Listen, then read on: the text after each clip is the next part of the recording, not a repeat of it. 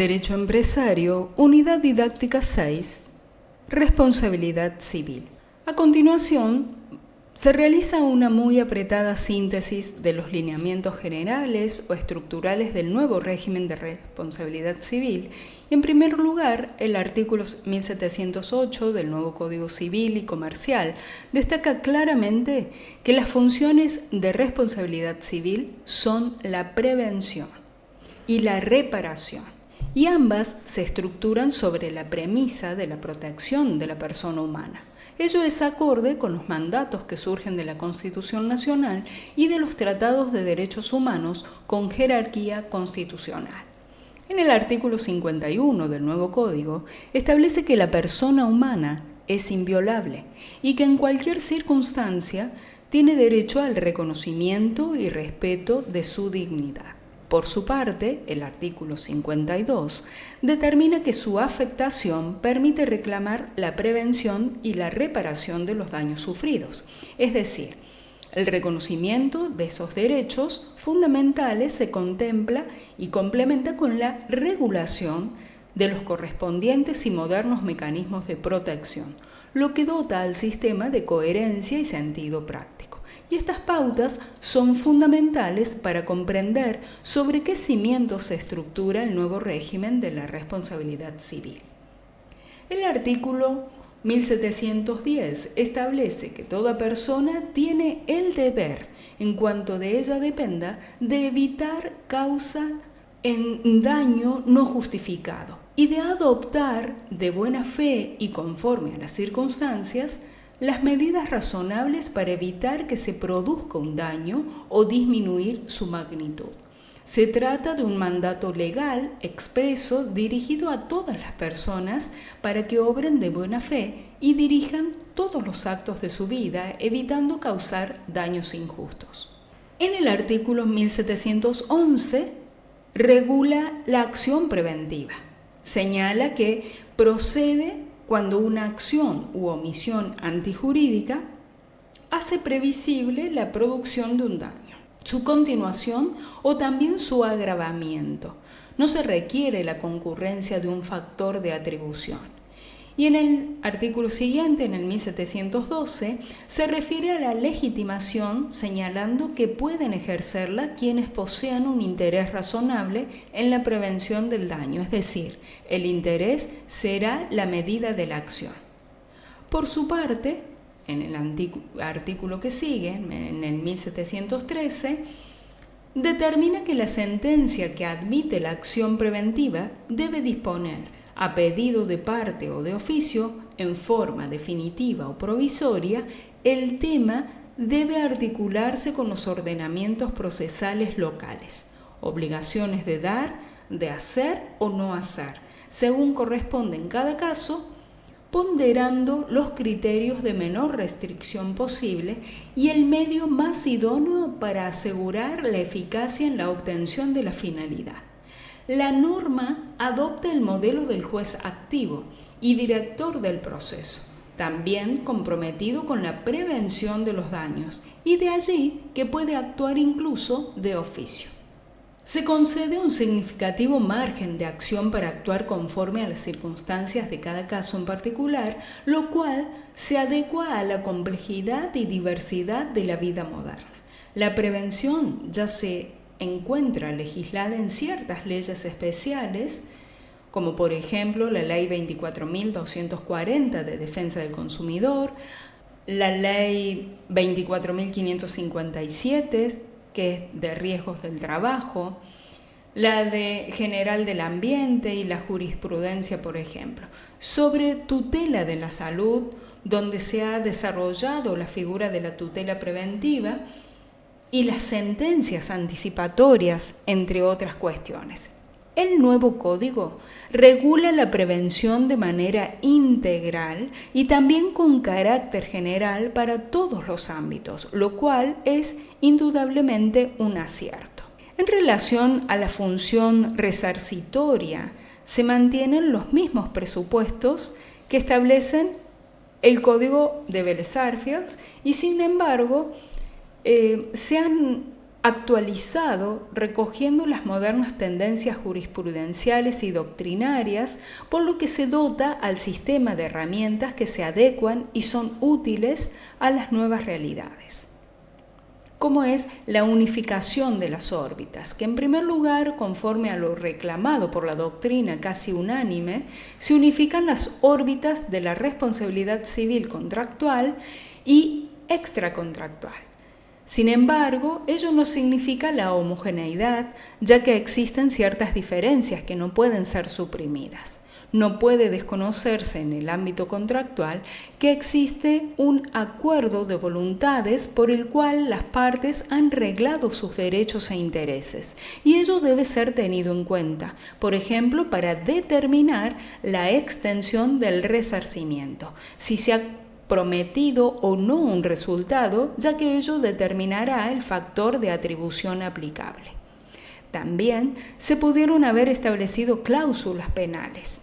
Otra herramienta es la antijuridicidad, que se recepta el no dañar al otro, lo cual es una clara muestra de la constitucionalización del derecho privado. En el artículo 1717 determina que cualquier acción u omisión que causa un daño a otro es antijurídica, si no está justificada. Lo relevante es el daño injustamente sufrido más allá de la injusticia de la conducta que lo genera, y se recoge la tendencia jurisprudencial de la antijuridicidad genérica o amplia. Se regulan expresamente las causas de justificación, es decir, aquellas que borran la antijuridicidad, a saber, en el ejercicio regular de un derecho y la legítima defensa y el estado de necesidad. También se regula la asunción de riesgos y la figura del consentimiento del damnificado. Otra herramienta son los factores de atribución, que se mantienen en el artículo 1721, y la distinción entre factores objetivos y subjetivos, tal como lo hace el Código de Vélez-Sarsfield en la reforma de la Ley 17.711.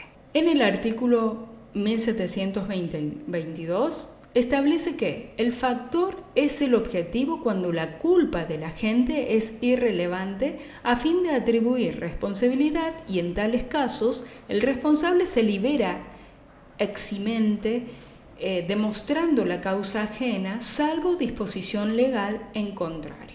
Nótese que hasta el lenguaje utilizado es familiar, y ello es así por cuanto, reitero, se han aplicado las tendencias jurisprudenciales y doctrinarias en la materia.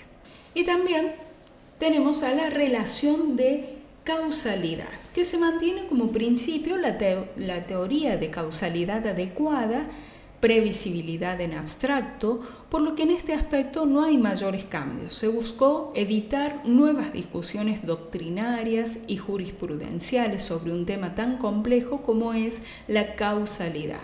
A tal fin se conserva inclusive la terminología adoptada en el Código de Vélez-Sarsfield. Se distingue, entre otras, las consecuencias inmediatas, las mediatas y las casuales, y se elimina la referencia a las remotas, que tanta controversia generó. Se tiene especialmente en cuenta la previsibilidad contractual de corte subjetivo, y esto también pone fin a las discusiones sobre el verdadero alcance de dicha regla. En la celebración del contrato y en caso de dolo del deudor, la responsabilidad se fija tomando en cuenta estas consecuencias también al momento del incumplimiento. Asimismo, se regula la imposibilidad de cumplimiento.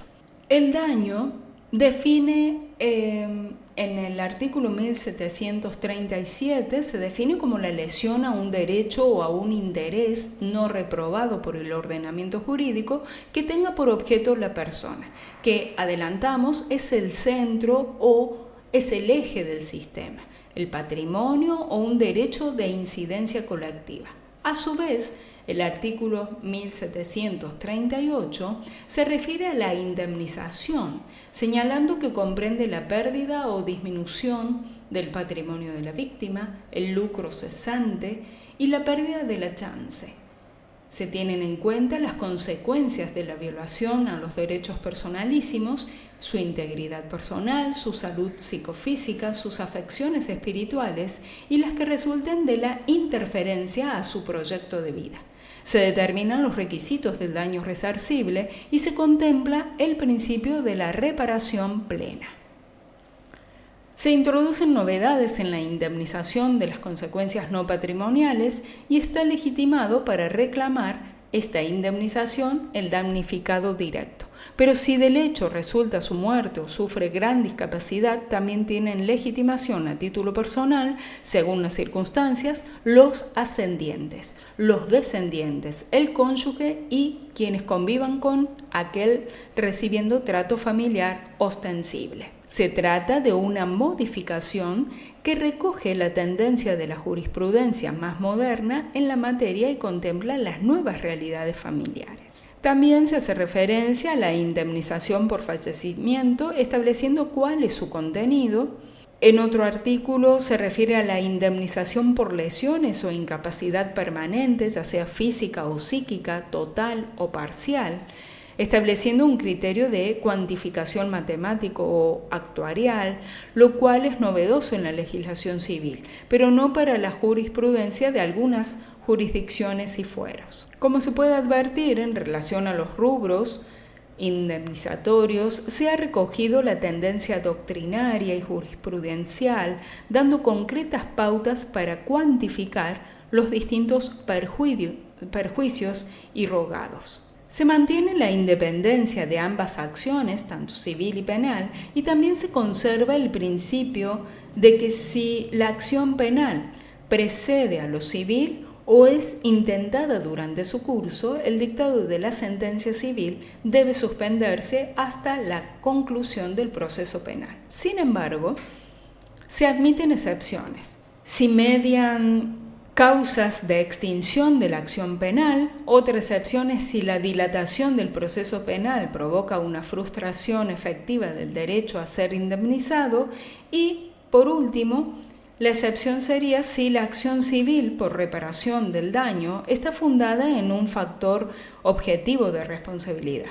Se conserva el principio de que la sentencia penal condenatoria produce efecto de cosa juzgada en el proceso civil respecto de la existencia del hecho principal que constituye el delito y de la culpa del condenado. Por su parte, se determina que si la sentencia penal decide que el hecho no existió o que el sindicato como responsable no participó, estas circunstancias no pueden ser discutidas en el proceso civil. En cambio, si la sentencia penal decide que un hecho no constituye delito o que no compromete la responsabilidad penal del agente, en el proceso civil puede discutirse libremente y ese mismo hecho en cuanto generador de responsabilidad civil.